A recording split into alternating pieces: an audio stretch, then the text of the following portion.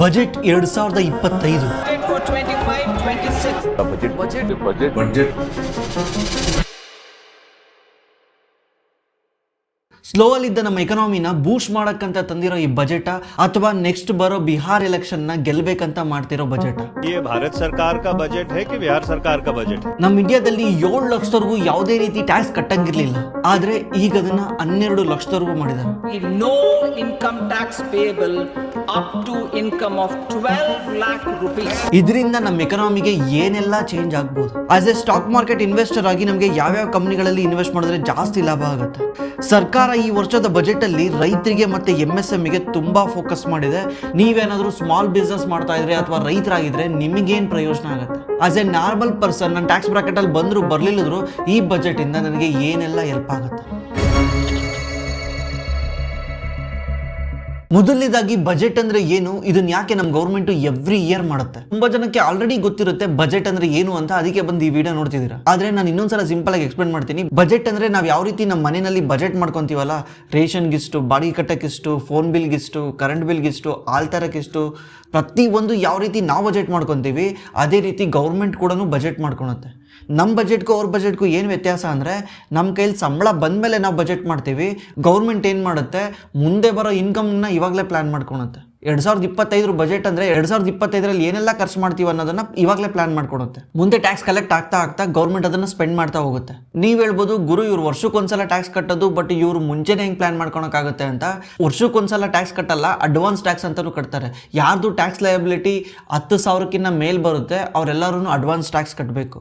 ಯಾಕಂದರೆ ಗೌರ್ಮೆಂಟ್ ಈ ಥರ ಪ್ಲ್ಯಾನ್ ಮಾಡ್ಕೊಂಡ್ಬಿಟ್ಟಿದೆಯಲ್ಲ, ರೋಡ್ ಕಟ್ಟಕ್ಕೆ ಆಲ್ರೆಡಿ ಟೆಂಡರ್ ಕರೆದಿರುತ್ತೆ, ಎಲ್ಲರೂ ಕರೆದಿರುತ್ತೆ, ಅವ್ರಿಗೆ ದುಡ್ಡು ರಿಲೀಸ್ ಮಾಡಬೇಕು, ಕಟ್ಟಕ್ಕೆ ದುಡ್ಡು ಬೇಕು. ಅವಾಗ ಏನು ಮಾಡಬೇಕು? ಈ ದುಡ್ಡು ಇಲ್ಲಿಂದ ತರ್ತೀರಾ, ಅದಕ್ಕೇ ಜನಗಳ ಹತ್ರ ಅಡ್ವಾನ್ಸ್ ಟ್ಯಾಕ್ಸ್ ಇಸ್ಕೊಳುತ್ತೆ. ಟ್ಯಾಕ್ಸ್ ಏನಾದರೂ ನೀವು 1 ಲಕ್ಷ ಕಟ್ಟೋದಿದ್ರೆ ತಿಂಗಳ 10,000 ಕಟ್ಟ್ರಿ ಅಂತ ಹೇಳುತ್ತೆ. ಇದ್ರ ಜೊತೆಗೆ ನಮ್ಮ ಗೌರ್ಮೆಂಟು ಡೆಫಿಸಿಟ್ ಕೂಡ ಇರುತ್ತೆ. ನಾವು ಅದನ್ನು ಫಿಸ್ಕಲ್ ಡೆಫಿಸಿಟ್ ಅಂತ ಕರಿತೀವಿ.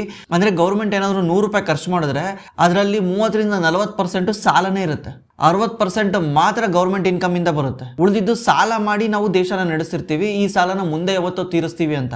ಇದು ಜಗತ್ತಿನ ಎಲ್ಲ ಕಡೆನೂ ಅಷ್ಟೇನೆ, ನಮ್ಮ ಇಂಡಿಯಾ ಮಾತ್ರ ಅಲ್ಲ, ಪ್ರತಿ ಒಂದು ದೇಶನೂ ಕೂಡ ಇದೇ ರೀತಿ ನಡೆಯುತ್ತೆ. ಫ್ಯೂಚರ್ ಕಂಟ್ರಿ ಗ್ರೋತ್ ಆಗ್ತಾ ಆಗ್ತಾ ಆ ಸಾಲನೂ ನಿಧಾನಕ್ಕೆ ತೀರಿಸ್ತಾ ಬರ್ತೀವಿ. ಬಟ್ ಯಾವ ಕಂಟ್ರಿನೂ ಇದುವರೆಗೂ ಯಾರಿಗೂ ಸಾಲ ತೀರಿಸಿಲ್ಲ. ಇನ್ನು ಸಾಲ ಜಾಸ್ತಿ ಮಾಡ್ಕೊಂಡು ಹೋಗಿದ್ದಾವೆ, ಸಾಲ ಯಾವತ್ತೂ ಕಮ್ಮಿ ಆಗಲ್ಲ. ಇದು ಹಿಂಗೆ ನಡೀತಾ ಹೋಗ್ತಾ ಇದೆ, ಮುಂದೆನೂ ಹಿಂಗೆ ಇರುತ್ತೆ. ಈ ವರ್ಷ ನಮ್ಮ ಟೋಟಲ್ ಬಜೆಟ್ ಸೈಜ್ ಬಂದ್ಬಿಟ್ಟು 50,65,000 ಕೋಟಿ. ಅದರಲ್ಲಿ ಟ್ಯಾಕ್ಸ್ ಕಲೆಕ್ಷನ್ ಇಂದ ಬಂದಿರೋ ದುಡ್ಡು 34,96,000 ಕೋಟಿ. ಸಾಲ ಮಾಡಿರೋದು ಅಂದ್ರೆ ನೆಟ್ ಬಾರೋಯಿಂಗ್ ಅಂತ ಕರಿತೀವಿ ಅದನ್ನ, ಸಾಲ ಮಾಡಿರೋದು 14,82,000 ಕೋಟಿ. ಈಗೇನು ಗ್ಯಾಪ್ ಬಂತಲ್ಲ 34 ಮತ್ತೆ 14 ಮಧ್ಯದಲ್ಲಿ, ಈ ಗೌರ್ಮೆಂಟ್ ಟ್ಯಾಕ್ಸ್ ಕಲೆಕ್ಷನ್ ಬಂದ್ಬಿಟ್ಟು 34 ಲಕ್ಷ ಕೋಟಿ. ಅದರಲ್ಲಿ 14 ಲಕ್ಷ ಕೋಟಿ ಇವರು ಸಾಲವಾಗಿ ತಾಂಡಿದ್ದಾರೆ. ಇನ್ನು ಉಳಿದಿದ್ದ ಗ್ಯಾಪ್ ಉಳಿತಲ್ಲ, ಅದನ್ನ ಏನು ಮಾಡ್ತಾರೆ, ಸ್ವಲ್ಪ ಅಸೆಟ್ ಇರುತ್ತೆ ಗೌರ್ಮೆಂಟ್. ಈಗ ಗೌರ್ಮೆಂಟ್ ಶೇರ್ಸ್ ಇರುತ್ತೆ, SBIನಲ್ಲಿ ಶೇರ್ಸ್ ಇದೆ, ಕೋಲ್ ಇಂಡಿಯಾದಲ್ಲಿ ಶೇರ್ಸ್ ಇದೆ. ಇದನ್ನು ಡಿಸ್ಇನ್ವೆಸ್ಟ್ಮೆಂಟ್ ಅಂತ ಕರೀತಾರೆ. ಗೌರ್ಮೆಂಟ್ ಡಿಸ್ಇನ್ವೆಸ್ಟ್ಮೆಂಟ್ ಕೂಡ ಮಾಡುತ್ತೆ, ಯಾಕಂದರೆ ಬಜೆಟ್ನ ಪೂರೈಸೋಕ್ಕೆ. ಎವ್ರಿ ಇಯರ್ ಡಿಸ್ಇನ್ವೆಸ್ಟ್ಮೆಂಟ್ ಮಾಡುತ್ತೆ. HAL ಶೇರ್ನ ಸೆಲ್ ಮಾಡುತ್ತೆ. ಈ ಥರ ಬೇರೆ ಬೇರೆ ಗೌರ್ಮೆಂಟ್ ಕಂಪ್ನಿಗಳು ಏನಿದಾವೆ ಅದನ್ನು ಗೌರ್ಮೆಂಟ್ ಬಂದ್ಬಿಟ್ಟು ಎವ್ರಿ ಇಯರ್ ಸೆಲ್ ಮಾಡ್ತಾ ಇರುತ್ತೆ, ಯಾಕಂದರೆ ದೇಶ ನಡೆಸೋಕ್ಕೆ. ಈಗ ಇಲ್ಲಿ ಗ್ಯಾಪ್ ಉಳಿತಲ್ವಾ ಇನ್ಕಮ್ಗೂ ಮತ್ತು ಎಕ್ಸ್ಪೆನ್ಸ್ಗೂ, ಈ ಗ್ಯಾಪ್ನ ನಾವು ಫಿಸ್ಕಲ್ ಡೆಫಿಸಿಟ್ ಅಂತ ಕರಿತೀವಿ. ಟೋಟಲ್ ಏನು ಗ್ಯಾಪ್ ಉಳಿತಲ್ಲ ಅದನ್ನು ನಾವು ಫಿಸ್ಕಲ್ ಡೆಫಿಸಿಟ್ ಅಂತ ಕರಿತೀವಿ. ಬಟ್ ನೀವು ನೋಡ್ತೀರಾ ಟಿವಿನಲ್ಲೆಲ್ಲ ತೋರಿಸ್ತಿರ್ತಾರೆ, ಈ ವರ್ಷದ ಫಿಸ್ಕಲ್ ಡೆಫಿಸಿಟ್ 4.4% ಇದೆ ಅಂತ ತೋರಿಸ್ತಿರ್ತಾರೆ. ಬಟ್ ಅದು GDP ಕಂಪೇರ್ ಮಾಡ್ತಾರೆ. GDPಗೆ ಡೆಫಿಸಿಟ್ ಎಷ್ಟಿದೆ ನಮ್ಮದು ಅಂತ. ಈಗ ನಮ್ಮದು 14ರಿಂದ 16 ಲಕ್ಷ ಕೋಟಿ ಏನಾದರೂ ಡೆಫಿಸಿಟ್ ಏನಾದರೂ ಬಂದರೆ, ಆ ಡೆಫಿಸಿಟ್ ನಮ್ಮ ಎಂಟೈರ್ GDPಗೆ ಎಷ್ಟು % ಇದೆ ಅಂತ ಅದು ಲೆಕ್ಕ ಮಾಡಿದ್ರೆ 4.4% ಬರುತ್ತೆ. ಅದನ್ನೇ ಫಿಸ್ಕಲ್ ಡೆಫಿಸಿಟ್ ಅಂತ ಕರೀತಾರೆ. ಫಿಸ್ಕಲ್ ಡೆಫಿಸಿಟ್ ಎಷ್ಟು ಕೆಳಗಿರುತ್ತೆ ಅಷ್ಟು ಒಳ್ಳೆಯದು, ಅಷ್ಟು ಕಂಟ್ರಿ ಚೆನ್ನಾಗಿದೆ ಅಂತ ಅರ್ಥ. ಫಿಸ್ಕಲ್ ಡೆಫಿಸಿಟ್ ಜಾಸ್ತಿ ಆಗ್ತಾ ಇದೆ ಅಂದರೆ ಕಂಟ್ರಿ ಡೇಂಜರ್ ಆಗಿದೆ ಅಂತ ಅರ್ಥ. ಫಾರಿನ್ ಇನ್ವೆಸ್ಟರ್ಸ್ ಜಾಸ್ತಿ ಇದನ್ನು ನೋಡ್ತಾರೆ ಫಿಸ್ಕಲ್ ಡೆಫಿಸಿಟ್ನ. ಡೆಫಿಸಿಟ್ ಕಮ್ಮಿ ಮಾಡೋದೇನೆ ಗೌರ್ಮೆಂಟ್ ಮೇನ್ ಗೋಲ್ ಆಗಿರುತ್ತೆ. ಹಾಗಿದ್ರೆ ಗೌರ್ಮೆಂಟ್ ಇಷ್ಟೊಂದೆಲ್ಲ ಸ್ಪೆಂಡ್ ಮಾಡೋಕ್ಕೆ ಗೌರ್ಮೆಂಟ್ಗೆ ಎಲ್ಲಿಂದೆಲ್ಲ ಟ್ಯಾಕ್ಸ್ ಬರುತ್ತೆ? ಮೊದಲನೇದು, ಈ ಗೌರ್ಮೆಂಟ್ ಏನಾದರೂ 1 ರೂಪಾಯಿ ಸ್ಪೆಂಡ್ ಮಾಡ್ತಾ ಇದೆ ಅಂದರೆ, ಸುಮ್ಮನೆ 1 ರೂಪಾಯಿ ಖರ್ಚು ಮಾಡ್ತಾ ಇದೆ ಅಂದರೆ ಅದರಲ್ಲಿ ಇನ್ಕಮ್ ಟ್ಯಾಕ್ಸ್ ಇಂದ 22% ಬರುತ್ತೆ. ಮತ್ತೆ ಯೂನಿಯನ್ ಎಕ್ಸೈಸ್ ಡ್ಯೂಟೀಸ್ ಅಂತ ಇದೆ, ಅದರಿಂದ 5% ಬರುತ್ತೆ. ಎಕ್ಸೈಸ್ ಡ್ಯೂಟೀಸ್ ಅಂದರೆ ನೀವು ಪೆಟ್ರೋಲ್ ಹಾಕ್ಸ್ತಿರಲ್ವಾ, ಪೆಟ್ರೋಲಲ್ಲೂ ಕೂಡ ಸೆಂಟ್ರಲ್ ಗೌರ್ಮೆಂಟ್ ಇರುತ್ತೆ, ಸ್ಟೇಟ್ ಗೌರ್ಮೆಂಟ್ ಇರುತ್ತೆ.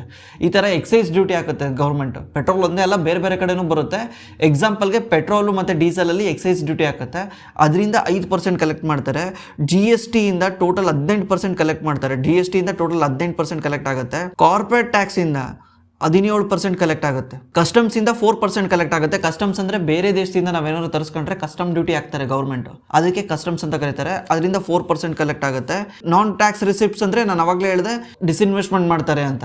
ಟ್ಯಾಕ್ಸ್ ಬರ್ದಲೇ ಬಂದಿರೋ ಇನ್ಕಮ್ ಅಂದ್ರೆ ಅಸೆಟ್ ಸೆಲ್ ಮಾಡಿರೋದು, ಗೌರ್ಮೆಂಟ್ ಪ್ರಾಪರ್ಟಿ ಸೆಲ್ ಮಾಡಿರುತ್ತೆ. ಗೌರ್ಮೆಂಟ್ ಪ್ರಾಪರ್ಟಿ ಅಂದ್ರೆ ಶೇರ್ಸ್, ಅವನ್ ಸೆಲ್ ಮಾಡಿ ಗೌರ್ಮೆಂಟಿಗೆ ರೆವೆನ್ಯೂ ಬಂದಿರುತ್ತೆ, ಅಂದ್ರೆ ಕ್ಯಾಶ್ ಬಂದಿರುತ್ತೆ. ಇನ್ನು 24% ಬಾರೋಯಿಂಗ್ಸ್ ಅಂಡ್ ಅದರ್ ಲಯಬಿಲಿಟೀಸ್ ಅಂದ್ರೆ ಸಾಲ.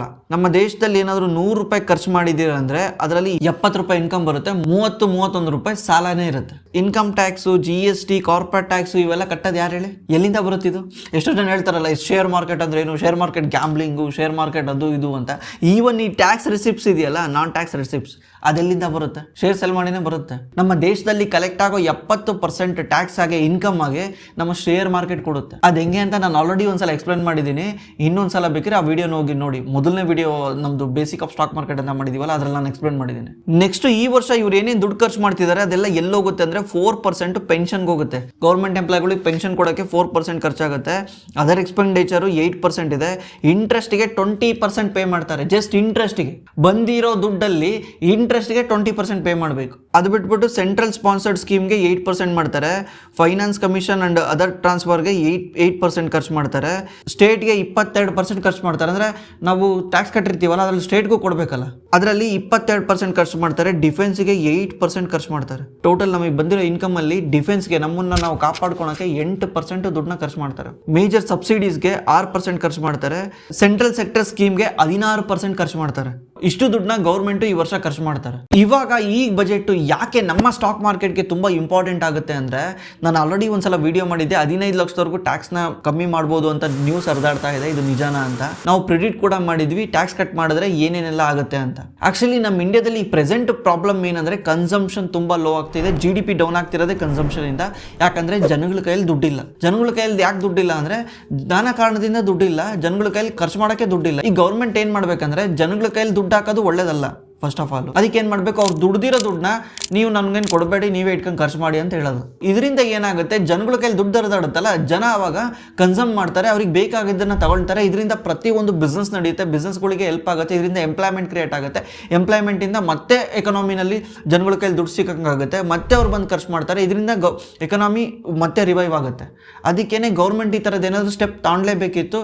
ಇಲ್ಲ ಅಂದಿದ್ರೆ ನಮ್ಮ ಇಂಡಿಯಾ ಯಾವಾಗಲೂ ಗ್ರೋ ಆಗ್ತಿತ್ತಲ್ಲ, 7.2, 7.3 ಈ ಥರ ಗ್ರೋತ್ ರೇಟ್ನ ಕಂಟಿನ್ಯೂ ಮಾಡ್ಕೊಂಡು ಹೋಗೋದು ಭಾರಿ ಕಷ್ಟ ಆಗ್ತಿತ್ತು. ಈ ಸಲ ಇವರು 12 ಲಕ್ಷಕ್ಕೆ ಏನು ಟ್ಯಾಕ್ಸ್ ರಿಬೇಟ್ ಕೊಟ್ಟಿದಾರಲ್ಲ, ಇದರಿಂದ 1 ಲಕ್ಷ ಕೋಟಿವರೆಗೂ ನಮ್ಮ ಎಕಾನಮಿನಲ್ಲಿ ದುಡ್ಡು ಹರಿದಾಡುತ್ತೆ. ಎವ್ರಿ ಇಯರ್ 1 ಲಕ್ಷ ಕೋಟಿ. ಇದರಿಂದ ಎಷ್ಟೋ ಡಿಫ್ರೆಂಟ್ ಸೆಕ್ಟರ್ಗಳಿಗೆ ಹೆಲ್ಪ್ ಆಗುತ್ತೆ. ಕನ್ಸಂಪ್ಷನ್ ಸ್ಲೋ ಆಗೋಕ್ಕೆ ಎರಡನೇ ರೀಸನ್ ಏನಂದ್ರೆ ಕೆಪೆಕ್ಸ್ ಇಂಪ್ರೂವ್ ಆಗ್ತಾ ಇಲ್ಲ, ಕೆಪೆಕ್ಸ್ ಸ್ಲೋ ಡೌನ್ ಆಗ್ತಿದೆ. ಕೆಪೆಕ್ಸ್ ಅಂದರೆ ಕೆಪಾಸಿಟಿ ಎಕ್ಸ್ಪೆಂಡಿಚರ್ ಅಂತ. ಕೆಪಾಸಿಟಿ ಎಕ್ಸ್ಪೆಂಡಿಚರ್ ಯಾರು ಮಾಡ್ತಾರೆ? ಒಂದು ಗೌರ್ಮೆಂಟ್ ಮಾಡಬೇಕು, ಇಲ್ಲ ಪ್ರೈವೇಟ್ ಸೆಕ್ಟರ್ಗಳು ಮಾಡಬೇಕು. ಈಗ ನಾವೇ ಯಾವ್ದಾರ ಒಂದು ಹೊಸ ಆಫೀಸ್ ಓಪನ್ ಮಾಡ್ತಿದ್ದೀವಿ ಅಂದರೆ ಏನು ಹೇಳಿ, ಅದು capacity expenditure.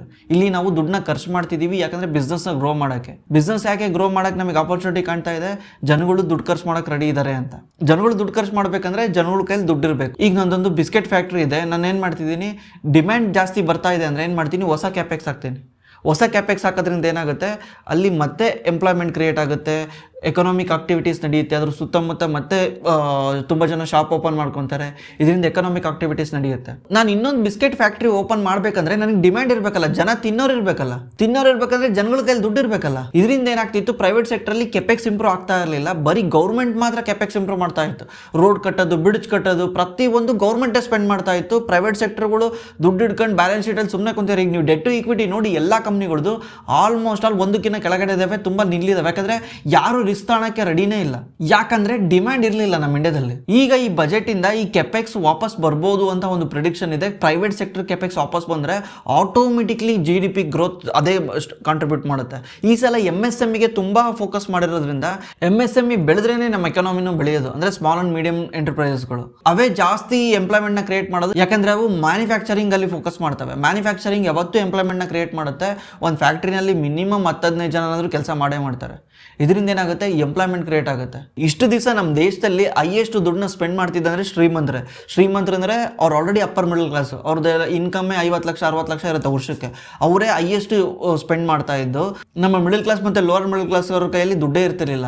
Lower middle class ಅವ್ರಿಗೆ ಹೆಂಗೋ ಗೌರ್ಮೆಂಟ್ ಆ ಸ್ಕೀಮ್ ಈ ಸ್ಕೀಮ್ ಅಂತ ತಾಂಬರುತ್ತೆ. ಮಿಡಲ್ ಕ್ಲಾಸ್ ಅವ್ರಿಗೆ ಯಾವುದೇ ರೀತಿ ಪ್ರಯೋಜನ ಮಾಡಲ್ಲ ಗೌರ್ಮೆಂಟ್ ಪ್ರಯೋಜನ ಮಾಡಬೇಕಾಗಿರೋದು ಒಂದೇ ಒಂದರಲ್ಲಿ, ಅದು ಈ ಟ್ಯಾಕ್ಸ್ ಅಲ್ಲಿ. ಈ ಸಲ ಈ ಟ್ಯಾಕ್ಸ್ ರಿಬೇಟಿಂದ ಮಿನಿಮಮ್ ಅಂದ್ರೂ ಒಬ್ಬ ವ್ಯಕ್ತಿ ಏನಾದ್ರು 10 ಲಕ್ಷ ದುಡಿತಿದ್ದಾನಂದ್ರೆ ಅವನಿಗೆ ಮಿನಿಮಮ್ ಅಂದ್ರೆ 50,000 ಸೇವ್ ಆಗುತ್ತೆ. ಆ 50,000 ವರ್ಷಕ್ಕೆ ಅನ್ಕೊಡಿ, 50,000 ವರ್ಷ ಅಂದ್ರೆ ತಿಂಗಳ 5,000. ಇದನ್ನ ಅವನ್ ಏನ್ ಮಾಡ್ತಾನೆ, ಎಲ್ಲಾ ಕಡೆ ಸ್ಪೆಂಡ್ ಮಾಡ್ತಾನೆ. ಈವನ್ ಹೈಯರ್ ಇನ್ಕಮ್ಗಳಿಗೂ ಕೂಡ ಟ್ಯಾಕ್ಸ್ ಬ್ರಾಕೆಟ್ ನ ಕಮ್ಮಿ ಮಾಡಿದ್ದಾರೆ. ಸುಮಾರು 25 ಲಕ್ಷ ಏನಾದ್ರು ಇನ್ಕಮ್ ಬರ್ತಾ ಇದ್ರೆ ಲಾಸ್ಟ್ ಇಯರ್ ನೀವೇನಾದ್ರು 4 ಲಕ್ಷ ಟ್ಯಾಕ್ಸ್ ಕಟ್ತಾ ಇದ್ರೆ ಇವಾಗ ಅದು 270 280 ಬರ್ತಾ ಇದೆ. ಅಂದ್ರೆ ಸುಮಾರು 1-1.5 ಲಕ್ಷದವರೆಗೂ ಟ್ಯಾಕ್ಸ್ ಬೆನಿಫಿಟ್ ಸಿಗುತ್ತೆ, ಎಲ್ಲರಿಗೂ ಸಿಗುತ್ತೆ. ಅಪ್ಪರ್ ಇನ್ಕಮ್ ಅಲ್ಲಿರೋರ್ಗೂ ಸಿಗುತ್ತೆ, ಲೋವರ್ ಇನ್ಕಮ್ ಅಲ್ಲಿರೋರ್ಗೂ ಸಿಗುತ್ತೆ. ಇದರಿಂದ ನಮ್ಮ ದೇಶದಲ್ಲಿ ಮತ್ತೆ ಕನ್ಸಂಪ್ಷನ್ ಬೂಸ್ಟ್ ಆಗುತ್ತೆ, ಜನಗಳ ಕೈಲಿ ದುಡ್ಡು ಸಿಗುತ್ತೆ, ಮತ್ತೆ ಕನ್ಸಂಪ್ಷನ್ ಬೂಸ್ಟ್ ಆಗುತ್ತೆ. ಟ್ಯಾಕ್ಸ್ ಬ್ರಾಕೆಟ್ ಬಗ್ಗೆ ಮಾತಾಡೋದಾದ್ರೆ 0 to 4 lakh ನಿಲ್ಲಿದೆ, 75,000 ಸ್ಟ್ಯಾಂಡರ್ಡ್ ಡಿಡಕ್ಷನ್ ಇದೆ.